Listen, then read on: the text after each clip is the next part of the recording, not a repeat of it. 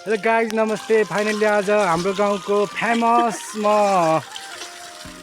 के भन्छ झरना देखाउन जाँदैछु। म घरबाट हिँडिसकेको छु। मेरो साथमा चाहिँ सन्तोष एन्ड रमेश। बाटोमा को भेटिन्छ थाहा छैन है। सानो मिनी ब्लग।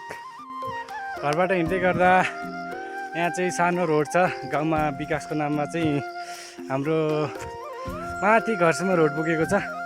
तर आजकल बर्खायाम भर्खरै सकिएकाले यताउति भत्किएर भत्ताभुङ्गो छ।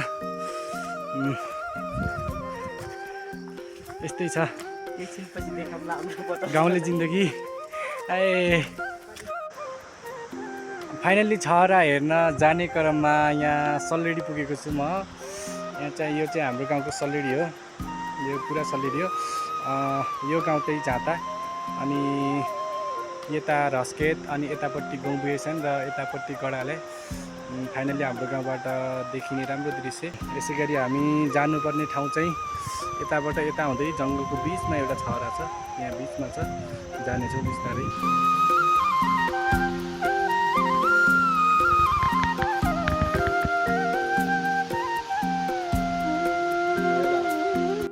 फाइनल्ली हामी तारेको छडोमा। अहिले पानीको साउन्डले गर्दा मैले बोलेको साउन्ड सुन्न अलिक गाह्रो पर्ला, तर म जति सक्दो तर्कसले बोल्ने प्रयास गर्नेछु।